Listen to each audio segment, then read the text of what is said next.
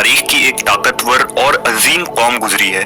ان کی طرف ہود علیہ السلام مابعوث کیے گئے تھے، لیکن قوم عاد نے ان کا انکار کیا اور ان پر عذاب نازل کر کے اللہ نے انہیں تباہ کر ڈالا۔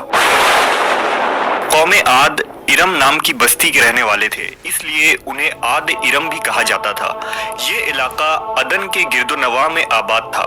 یہ لوگ بہت ہی لمبے قد اور مضبوط قامت کے لوگ تھے۔ اپنی طاقت و قوت کے بل سے یہ لوگ بہت جلد پورے یمن پر قابض ہو گئے۔ ان پر کئی بادشاہوں نے حکومت کی، مگر دو بادشاہ ایسے آئے جن کی حکومت عظیم اور جاہ و جلال والی تھی۔ ایک کا نام شدید اور دوسرے کا شداد تھا، جو بھائی تھے اور اپنے زمانے میں بے شمار لشکر و خزانے جمع کیے تھے۔ یہ دونوں بھائی ارم بن سام بن نوح کی اولاد میں سے تھے۔ ان کی کل حکومت عمان، یمن، عدن اور شمالی عرب کے علاقوں پر تھی۔ جب شدید کی موت واقع ہوئی تو پوری حکومت شداد کو مل گئی۔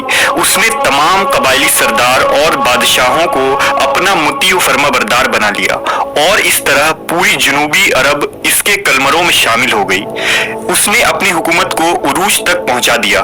دنیا کے دیگر ممالک کے بادشاہ اس کے باج گزار ہو گئے۔ اس تسلط اور غلبے نے اس کو اتنا مغرور و متکبر کر دیا کہ اس نے خدائی کا دعویٰ کر ڈالا۔ اس وقت کے علماء اور پیغمبروں کے پیروکار نے اسے سمجھایا اور عذاب الہی سے ڈرایا، مگر وہ کہنے لگا، میرے پاس اب دولت و حکومت سب کچھ ہے، اب خدا کی عبادت کی ضرورت نہیں، اور میں اب کسی کی اطاعت نہیں کروں گا۔ شداد نے حضرت ہود علیہ السلام کی زبان سے یہ سن رکھا تھا کہ جنت کیسی ہوگی اور اس کی نعمتیں اور خوبصورتی کا کیا عالم ہوگا، اس لیے اس نے زمین پر جنت بنانے کا ارادہ کیا۔ وہ کہتا تھا، مجھے اس جنت کی ضرورت نہیں ہے جو خدا نے بنائی ہے، ایسی جنت تو میں خود دنیا میں ہی بناؤں گا۔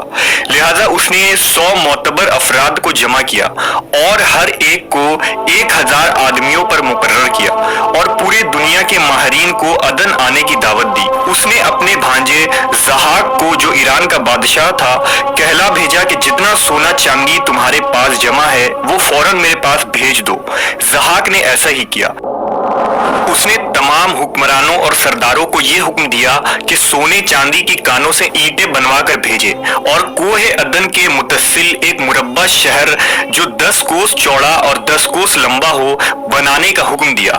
اس کی بنیادیں اتنی گہری کھدوائی کہ پانی کے قریب پہنچا دی، پھر ان بنیادوں کو سنگ سلیمانی سے بھروا دیا۔ جب بنیادیں بھر کر زمین کے برابر ہو گئی تو اس پر سونے چاندی کی اینٹیں کی دیواریں چنی گئی۔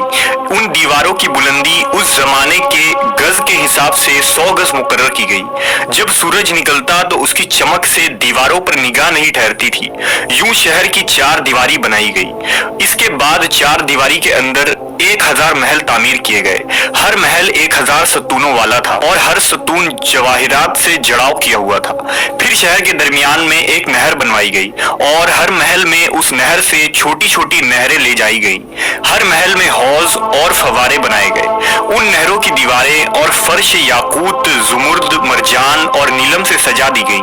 نہروں کے کناروں پر ایسے مصنوعی درخت بنائے گئے جن کی جڑیں سونے کی، شاخیں اور پتے زمرد کے تھے۔ ان کے پھل موتی و یاقوت اور دوسرے جواہرات کے بنوا کر ان پر ٹانک دیے گئے۔ شہر کی دکانوں اور دیواروں کو مشک و زعفران اور عنبر و گلاب سے سیقل کیا گیا۔ یاقوت و جواہرات کے خوبصورت پرندے چاندی کی اینٹوں پر بنوائے گئے، جن پر پہرے دار اپنی اپنی باری پر آ کر پہرے کے لیے بیٹھتے تھے۔ جب تعمیر مکمل ہو گئی، حکم دیا کہ سارے شہر میں ریشم کے قالین بچھا دیے جائیں۔ پھر نہروں میں سے کسی کے اندر میٹھا پانی، کسی میں شراب، کسی میں دودھ اور کسی میں شہد و شربت جاری کر دیا گیا۔ روایتوں میں آتا ہے کہ اس جنت کو بنانے میں 300 سال لگے، اور شداد کی عمر 900 سال کے قریب تھی۔ باغ ارم کے مکمل ہونے کے بعد وہ اپنے لاؤ لشکر کے ساتھ متکبرانہ انداز میں شہر کی طرف روانہ ہوا۔